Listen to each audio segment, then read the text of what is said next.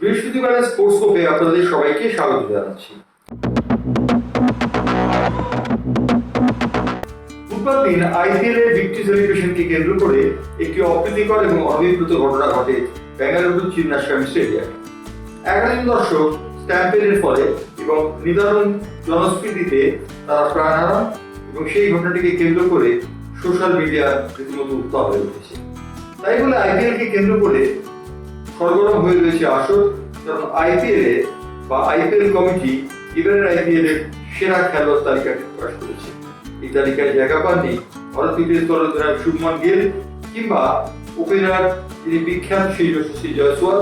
দলটির নেতৃত্ব করবেন শ্রেয়াস আয়ার এবারের আইপিএল এ শ্রেষ্ঠ অধিনায়ক হিসেবে বিবেচিত হচ্ছেন। এছাড়া দলের ওপেন করবেন গুজরাট টাইটান্সের সাই সুদর্শন এবং তার সঙ্গে থাকবেন রয়্যাল চ্যালেঞ্জার্স বেঙ্গালুরু বিরাট কোহলি। এছাড়া দলে যারা আছেন তাদের মধ্যে রয়েছে শ্রেয়াস আয়ার 3 নম্বরে ব্যাট করবেন, 4 নম্বরে ব্যাট করবেন সূর্যকুমার যাদব, 5 নম্বরে আসবেন নিকোলাস পুরান এবং 6 নম্বরে আসবেন হেনরি ক্লাসেন। এই হচ্ছে ব্যাটিং ডিপার্টমেন্ট। এছাড়া আর যাদের নেওয়া হয়েছে তাদের মধ্যে রয়েছেন allrounder Kunal Pandya spin bowling এর দায়িত্ব সামলাবেন বলে তাকে 7 নম্বরে দলে রাখা হয়েছে। এছাড়া একজন স্পিনারকে দলে নেওয়া হয়েছে, সেই স্পিনারটির নাম হলো নূর আহমেদ। আফগানিস্তানের এই বোলার এবারের আইপিএল এ যথেষ্ট ভালো বল করেছে। জুড়ে বোলার 3 জনকে দলে রাখা হয়েছে। প্রসিদ্ধ কৃষ্ণা এবারে পার্পল ক্যাপ জয়ী 25টা উইকেট তিনি নিয়েছেন, তাই তিনি দলে রয়েছেন। এছাড়া দলে রয়েছেন হ্যাজেলউড এবং জসপ্রীত বুমরাহ কিন্তু এবারে আইপিএল এ ভালো বল করেছে। অর্থাৎ আইপিএল এ দলটি কি দাঁড়ান ইম্প্যাক্ট সাব হিসেবে দলে একজন খেলোয়াড়ের নাম ঘোষণা করা হয়েছে, তিনি হচ্ছেন নমনদীপ সিং। দলটি তাহলে দাঁড়ালো এইভাবে: সাই সুদর্শন, বিরাট কোহলি, তারপর ওয়ানডাউনে আসছেন শ্রেয়াস আয়ার, তারপর আসছেন Suryakumar Yadav, Nicholas Pooran, Heinrich Klaasen এবং তার সঙ্গে আসছেন অন্য খেলোয়াড়দের মধ্যে প্রসিদ্ধ কৃষ্ণ, জস হ্যাজেলউড, বুমরাহ, নূর আহমেদ এবং অবশ্যই কুনাল পান্ডিয়া। এই হচ্ছে আইপিএল এর সেরা একাদশ। আইপিএল এর সেরা একাদশের পর যে খবরটিতে যাবো সেই খবরটি কিন্তু খুব ভালো খবর নয়।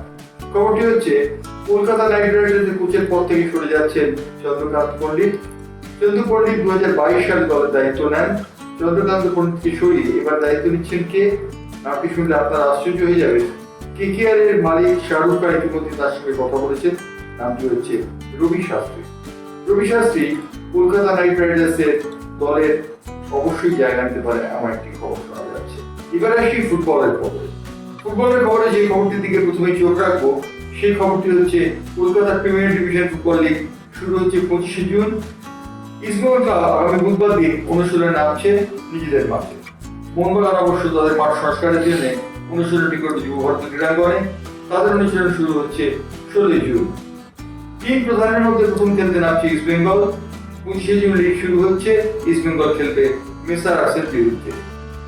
মোহনবাগান স্পোর্টিং এবং মোহনবাগানের খেলোয়াড় তালিকাও খুব শিগগিরই প্রকাশিত হয়ে যাবে এবং সেই সঙ্গে তাদের খেলার তালিকাও প্রকাশিত হবে। আইএফএ অবশ্য ভূমিপুত্রদের খেলার ব্যাপারটিতে সংস্কার আনার চেষ্টা করছে। পশ্চিমবঙ্গ সরকার আইএফএ কে অনুরোধ করেছে ভূমিপুত্রের সংখ্যা যেন বাড়ানো হয়। তাই জন্য শুক্রবার দিন আইএফএ অফিসে একটি বৈঠক ডাকা হয়েছে। সেখানে প্রিমিয়ার ডিভিশনের সব দলকে থাকতে বলা হয়েছে।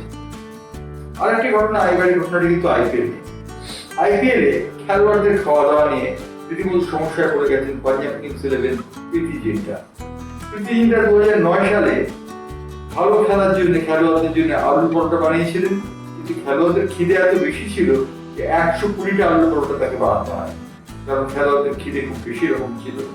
এবারে ফাইনালে যদি ম্যাচ জিততেন এই পাঞ্জাব কিংস 11, তাহলে প্রীতি জিন্টার পক্ষ থেকে ভালো খাওয়া দাওয়ার আশ্বাস ছিল খেলোয়াড়দের জন্য। অবশ্য ম্যাচ হারলেও খাওয়া দাওয়ার আয়োজনে কোনো কমতি ছিল না। যে খাওয়া দাওয়ার আয়োজন করা হয়েছিল সেই খাওয়া দাওয়ার মধ্যে ছিল পাস্তা এবং চাউমিনের মতো সুখাদ্য, যা পাঞ্জাব কিংস 11 খেলোয়াড়রা ভালোভাবে উপভোগ করে। উল্লেখযোগ্য, রয়্যাল চ্যালেঞ্জার্স বেঙ্গালুরু বুড়ি ভোজের আয়োজন করেছিল ম্যাচের শেষে তারা হোটেলে ফিরে একটি কেক কাটে। 18 বছর পরে তাদের এই যে জয় তাকে সংরক্ষণ করার জন্য 18 দলেই কেকটি তৈরি হয়েছিল বলে খবর পাওয়া গিয়েছে। এরকম নানা খবর নিয়ে স্পোর্টস স্কোপ আবার আসবে শুক্রবার দিন। তবে আপাতত স্পোর্টস স্কোপ এখানে শেষ করছি।